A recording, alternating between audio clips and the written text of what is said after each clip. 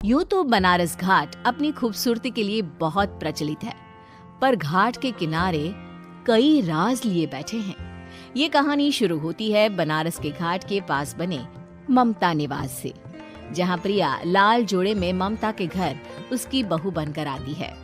आओ आओ बहू, घर को अपने पैरों से पवित्र करो। ममता घर की दहलीज पार कर ही रही होती है कि अचानक एक बहुत गंदी सी बास पूरे घर में फैल जाती है।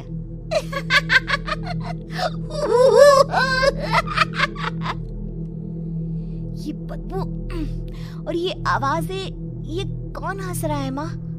अब ये पड़ोसी ना हमारे थोड़े अलग से है। कहाँ हम शाकाहारी और ये मांस मच्छी खाने वाले। छोड़, तू ध्यान मत दे और गृह प्रवेश कर। और हाँ बहू, अपनी सास की एक बात हमेशा याद रखना, इन पड़ोसियों से तो कभी बात नहीं करेगी। अच्छे लोग नहीं है ये। अपनी सास की ये बात मानेगी ना बेटा? हाँ माँ, जो आपकी मर्जी, मैं उनसे बात नहीं करूंगी।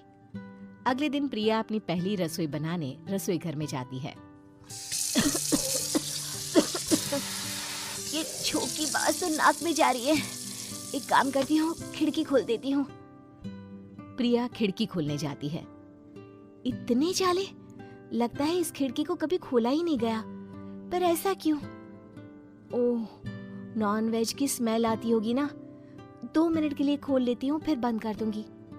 प्रिया खिड़की खोलती है। खिड़की खोलते ही उसकी नजर सामने वाले घर की खिड़की पर पड़ती है, जहाँ एक लड़की खड़ी होती है, हाथों में मेहंदी, लाल रंग की साड़ी, बिल्कुल सजी धजी, मानो प्रिया की तरह ही वो भी नई नवेली बहू हो।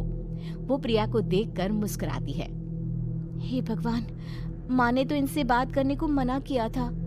प्रिया फौरन ही खिड़की बंद कर देती है और तवे पर चढ़े रोटी की ओर देखने लगती है, पर वहाँ रोटी न होकर मछली पड़ी होती है। ये क्या? पहली ही रसोई में इतनी बड़ी गलती। हे भगवान, अब मैं क्या करूं? प्रिया बहुत डर जाती है और फौरन रसोई की सफाई करने और फिर सभी के लिए खाना बनाने लग जाती है।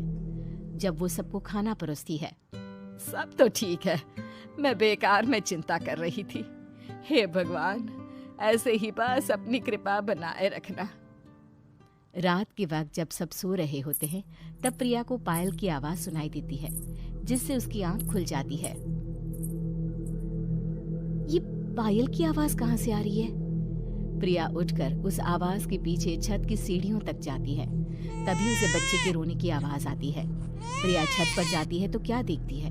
वही लाल साड़ी वाली लड़की अपनी गोद में एक नवजात बच्चे को घुमा घुमा कर सुला रही है। तभी प्रिया की नजर उसके पेट पर पड़ती है। ओह गॉड, ये तो प्रेग्नेंट भी है। सुनिए, बच्चा सो नहीं रहा है क्या? मैं कुछ मदद करूं? नहीं नहीं, आपके घर वालों को अच्छा नहीं लगेगा, मैं संभाल लूंगी। स्नेहा की गोद से बच्चा हाथ मारकर प्रिया की गोद में आने को छटपटाने लगता है। दोनों घर अगल बगल में बने होने के कारण प्रिया उस बच्चे को गोद में ले लेती है। प्रिया के पास आते ही वो सो जाता है। बच्चे का वो स्पर्श रात भर प्रिया भूल नहीं पाती और अगली सुबह वो छत पर कपड़े सुखा रही होती है। तभी उसे एक औरत इशारा करके बुलाती है। स्नेहा कह रही थी बाबू तुम्हारी गोद में आते ही सो गया। मैं गौरी, स्नेहा की माँ हूँ। बहू, घर आना, बाबू को खिला भी लेना। शाम को जब घर पर कोई नहीं रहता, बच्चे से मिलने के लिए प्रिया छिपकर अपनी पड़ोसन के घर चली जाती है और कुछ देर बच्चे को खिलाकर वापस लौट आती है। इसके कुछ दिन बाद ही प्रिया को पता चलता है कि वो माँ बनने वाली है। ममता की खुशी का ठिकाना नहीं रहता।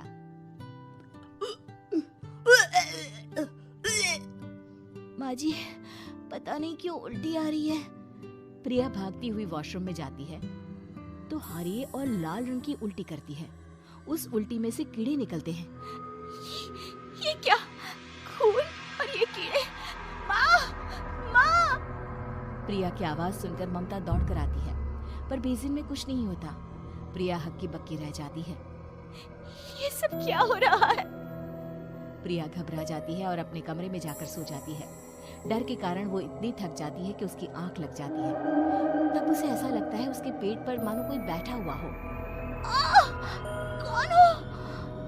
प्रिया के पेट पर एक 5 महीने की बच्ची बैठी हुई थी, जो बुरी तरह जली हुई थी। माँ, तुम ही मुझे लाई ना अपने पेट में? मैं तुम्हारी माँ नहीं हूँ। कौन हो तुम? माँ, देखो मैं जल गई बुरी तरह से। 6 महीने पेट में रहने को भी मुझे नहीं मिला। सहला दो ना माँ। बचाओ, बचाओ, माँ। ममता दौड़कर कमरे में आती है। प्रिया की बातें सुनकर वो सब समझ जाती है। तू कहीं बगल वाले घर में तो नहीं जाकर आई ना बहू?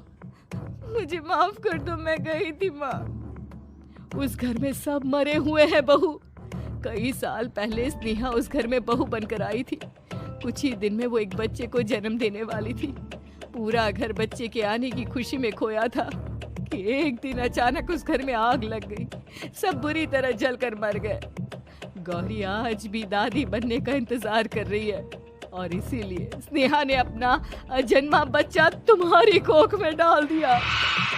ममता ये कह रही होती है कि पीछे से उसके पैरों को एक बच्चा पकड़ लेता है। दादी, दादी। माँ, स्नेहा की गोद में यही बच्चा था। ये बच्चा कौन है फिर? तेरी मौत है। तेरी भी दादी। जिस चीज का ममता को डर था वही हो गया।